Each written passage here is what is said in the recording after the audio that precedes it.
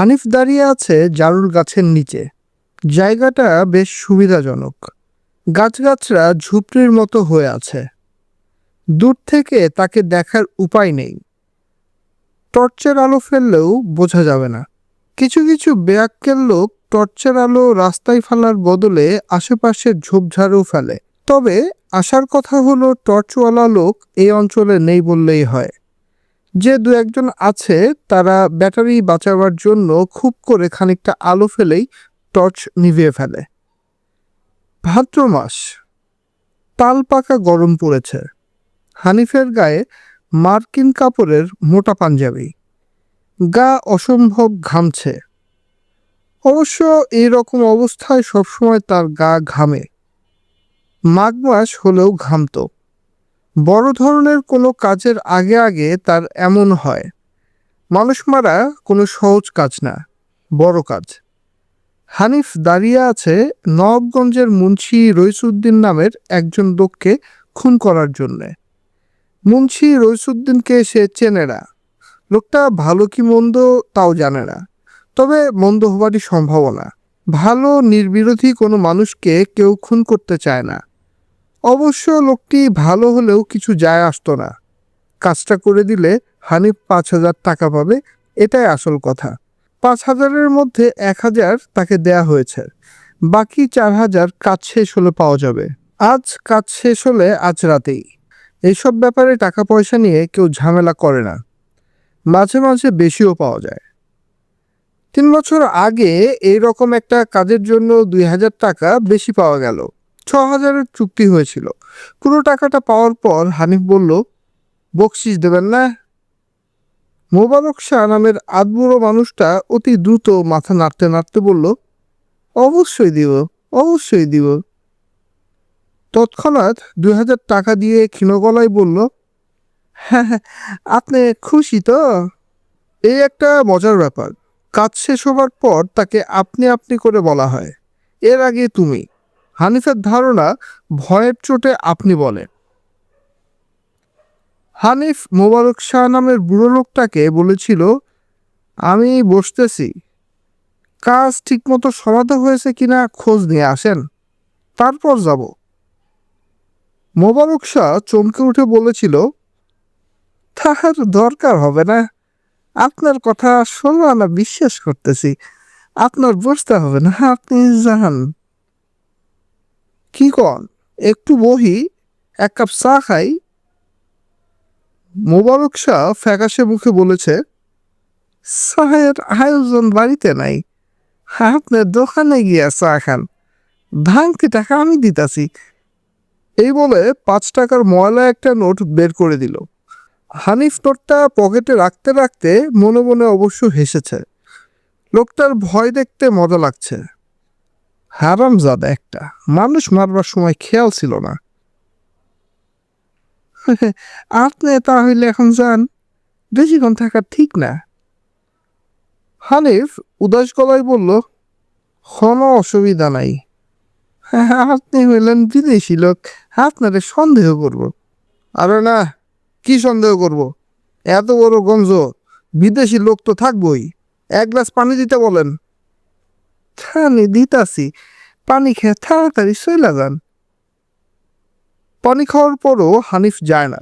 জর্দা দিয়ে পান খেতে চায়, পান মুখে দিয়ে বিড়ি ধরায়, উদাস ভঙ্গিতে টানতে থাকে। আসলে কাজ শেষ হবার পরপরই জায়গা ছেড়ে চলে যেতে তার ইচ্ছে করে না। বড়ই ক্লান্ত লাগে, ঘুম পায়। তাছাড়া এসব ঘটনার পর কী সব কথাবার্তা রটে, সেগুলো শুনতে ইচ্ছা করে। থানা থেকে পুলিশ সাহেব এসে চারদিকে মিথ্যা আতঙ্ক জাগিয়ে তোলে। একসময় একে ধমকায়, তাকে ধমকায়। এইগুলি দেখতে তার ভালো লাগে। পুলিশ সাহেব মুখে দুঃখ এবং রাগ রাগ ভাব ফোটাতে চেষ্টা করেন, কিন্তু পারেন না। পুলিশ সাহেবের মুখ দেখে মনে হয় তিনি গভীর আনন্দ বোধ করছেন। খুন খারাপি মানেই তাদের পকেটে কিছু কাঁচা পয়সা, কাজে এসব ঘটনায় তারা আনন্দিতই হবেন, এটাই স্বাভাবিক। খুব কম করে হলেও 10-12 জনকে ধরে হাজতে পুরে দেবেন। ওদের ছাড়াতে টাকা লাগবে। খুনের শত্রুদের টাকা দিতে হবে। যে খুন হয়েছে তার আত্মীয় স্বজনদেরও টাকা খরচ করতে হবে। টাকারই খেলা। পায়ের কাছে মর্মর শব্দ হলো। হানিফ চমকে খানিকটা সরে গেল। সাপখোপ হতে পারে। ভাদ্র মাস হলো সাপের মাস। গরমে অতিষ্ঠ হয়ে তারা গর্ত ছেড়ে বের হয়। হানিফের সঙ্গে একটা টর্চ আছে। আলো ফেলে দেখবে নাকি কি ব্যাপারটা কি? না, সেটা ঠিক হবে না। আশেপাশে কেউ নেই। টর্চ জ্বালালেও কোনো ক্ষতি হবে না। তবু সাবধান থাকা ভালো। পায়ে ঝিঝি ধরে গেছে।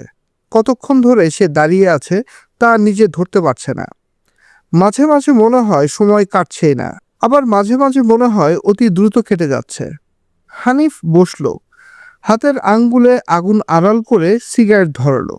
পকেটে 10টা সিগারেট নিয়ে এখানে এসে দাঁড়িয়েছিল। এখন সিগারেট আছে 3টা। 7টা এর মধ্যে খাওয়া হয়ে গেছে। এর থেকে মনে হচ্ছে রাত কম হয়নি। হানিফ রুমাল দিয়ে ঘাড় মুছল। অন্য সময়ে এত ঘাম হয় না, আজ বড় বেশি ঘামছে। মুখের ভেতরটাও নোনতা লাগছে। মানুষের মুখের ভেতরেও কি ঘাম হয়? মনে হয় হয়, না হলে মুখের ভেতর নোনতা লাগতো না। ঘুটঘুটে অন্ধকার। কৃষ্ণপক্ষের রাত, অন্ধকার তো হবেই। আকাশে মেঘ থাকায় নক্ষত্রের আলোও নেই। খুন করার জন্যে সময়টা ভালো না। এরকম অন্ধকার রাতে ভুলভ্রান্তি বেশি হয়। ভুল লোক মারা পড়ে। চাঁদনি রাত হলে ভুলভ্রান্তি হয় না। কে আসছে দূর থেকে দেখা যায়। সবচেয়ে ভালো হয় দিনের বেলা। তবে এই জাতীয় কাজকর্ম দিনের বেলায় হয় না বললেই হয়। কৃষ্ণপক্ষে কাজ করতে হবে বলেই হানিফ গতকাল সন্ধ্যায় 2 ব্যাটারির এই টর্চ লাইটটা কিনেছে। কাজ করার আগে মুখে আলো ফেলে দেখে নিতে হবে লোক ঠিক আছে কিনা। একবার আলো ফেললেই চিনতে পারবে। আলো না ফেলে হাঁটা দেখেও চিনতে পারবে। লোকটা হাঁটে খুঁড়িয়ে খুঁড়িয়ে। ডান পায়ে কোনো দোষ টোষ মনে হয় আছে। লোকটাকে যাতে সে চট করে চিনতে পারে সেই উদ্দেশ্যে গতকাল তার সঙ্গে আলাপও করেছে।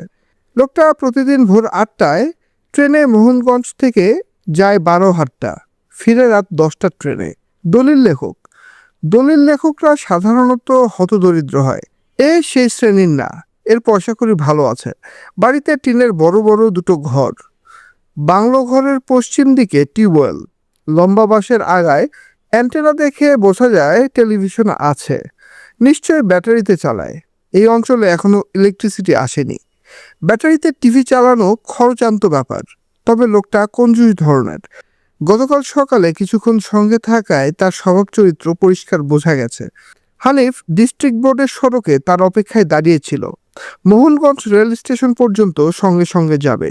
এতে চেহারাটা মনে গাঁথা হয়ে যাবে। অন্ধকারেও চিনতে অসুবিধা হবে না। লোকটা মাটির দিকে তাকিয়ে দ্রুত পায়ে হেঁটে ডিস্ট্রিক্ট বোর্ডের সড়কে উঠে এলো। হানিফ সঙ্গে সঙ্গে বলল, ভাইজানের সঙ্গে ম্যাচ বক্স আছে? একটা সিগারেট ধরাবো। রইসুদ্দিন সরু চোখে তাকালো। নিতান্ত অনিচ্ছায় দেশলাইয়ের বাক্স বের করলো। হানিফ তার সিগারেটের প্যাকেট এগিয়ে দিল। হাসি মুখে বলল, নেন ভাইজান, আপনিও একটা ধরান। লোকটা তৎক্ষণাৎ হাত বাড়িয়ে সিগারেট নিল। নিতান্ত অপরিচিত একজন মানুষের কাছ থেকে সিগারেট নিতে বিন্দুমাত্র সংকোচ বা দ্বিধা দেখালো না। কঞ্জুস প্রকৃতির লোকজনের এই হচ্ছে লক্ষণ। যা পাওয়া যায় তাই নিয়ে নেয়। হানিফ বলল, স্টেশনের দিকে যান নাকি ভাইজান? হুম, আমি একজন চাউলের পাইকার। চাউল কিনতে আসছিলাম, দরে বলল না। এইদিকে চাইলের দাম কেমন? হুম। লোকটা সব কথার জবাব এক অক্ষরে দিচ্ছে। কঞ্জুস ধরনের মানুষদের এটাও এক ধরনের আচরণ। মুখের কথাও তাদের কাছে টাকা পয়সার মতন। সহজে খরচ করতে চায় না। লোকটা বাজারে ঢোকার মুখে 1 খিলি পান কিনলো। হানিফ সঙ্গে আছে। একবার জিজ্ঞেসও করলো না পান খাবে কিনা। অথচ কিছুক্ষণ আগেই তার কাছ থেকে সিগারেট নিয়ে বিনা দ্বিধায় খেয়েছে। আশ্চর্য লোক। হানিফ দুপুরের দিকে রইসুদ্দিনের বাড়িতে গিয়ে উপস্থিত হলো। এটা তার দীর্ঘদিনের অভ্যাস।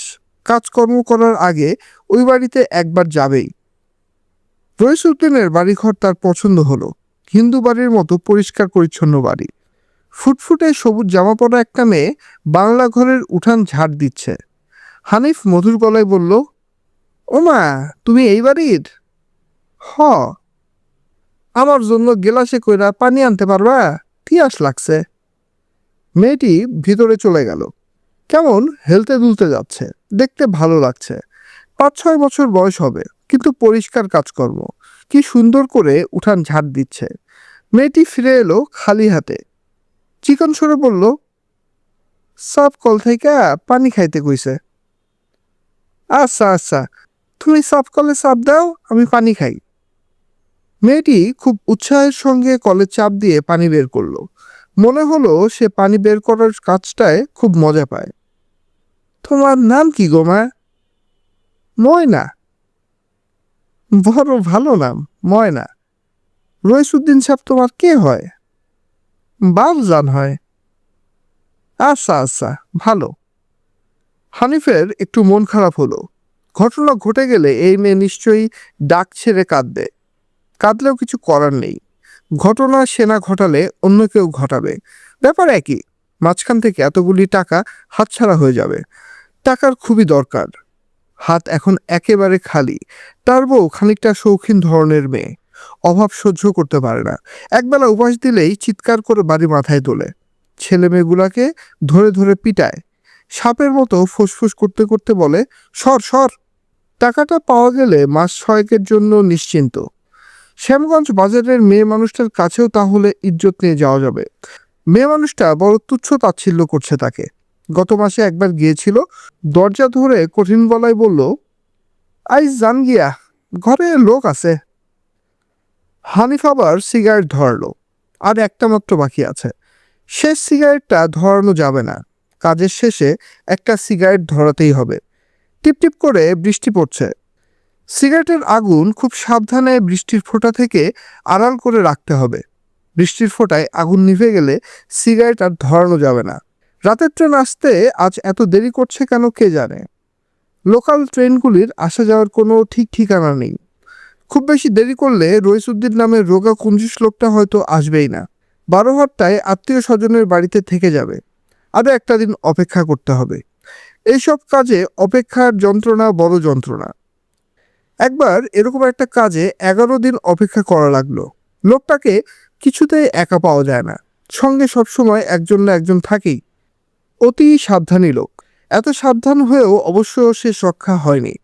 কপালে মরণ লেখা থাকলে সাবধান হয়েও লাভ হয় না। লক্ষিন্দর লোহার ঘর বানিয়েও বাঁচতে পারেনি। এ লোক অবশ্য সাবধানী না, একা একাই ঘোরাফেরা করে। তার এত বড় একজন শত্রু আছে তা বোধ হয় সে জানেও না। না জানাই ভালো। জানলে সারাক্ষণ ভয় ভয়ে থাকতে হয়। মৃত্যু ভয় নিয়ে বেঁচে থাকার চেয়ে মরে যাওয়াই ভালো। তাছাড়া মরাটা ভয়াবহ কিছু না। একদিন না একদিন সবাইকেই মরতে হবে। রোগে ভুগে বিছানায় শুয়ে কাতরাতে কাতরাতে মরার চেয়ে এইভাবে মরে যাওয়া ভালো। কষ্ট অনেক কম। মৃত্যুর পর শহীদের দরজা পাওয়ারও একটা সম্ভাবনা থাকে। অপঘাতে মৃত্যু হলে শহীদের দরজা পাওয়া যায়। মৌলানা সাহেব একবার ওয়াজে বলেছিলেন, অপঘাতে মৃত্যু আর পেটের অসুখে মৃত্যু, এই দুয়ের জন্যে আছে শহীদের দরজা। মৌলানা সাহেবের সব কথা কেন জানি বিশ্বাস হতে চায় না। পেটের অসুখে কারো মৃত্যু হলে শহীদের দরজা পাওয়া যাবে কি জন্যে? কারণটা কি? সত্যি হলে অবশ্য ভালোই হয়। তাহলে বড় মেয়েটা শহীদের দরজা পায়। মেয়েটা মারা গেল পেটের ব্যথায়। কোনো চিকিৎসা করতে পারেনি। কি চিকিৎসা করাবে? হাতে নেই একটা পয়সা। মেয়েটা ছটফট করছে আর বলছে, বাঁচান, আমাদের ডাক্তারের কাছে লয়ে যাও। হানিফ নিয়ে গিয়েছিল। ডাক্তার সাহেব গম্ভীর মুখে বলেছিলেন, পেট কাটা লাগবে, 3,000 টাকা খরচ হবে কমসে কম। আছে টাকা? না থাকলে সরকারি হাসপাতালে ভর্তি করে দে।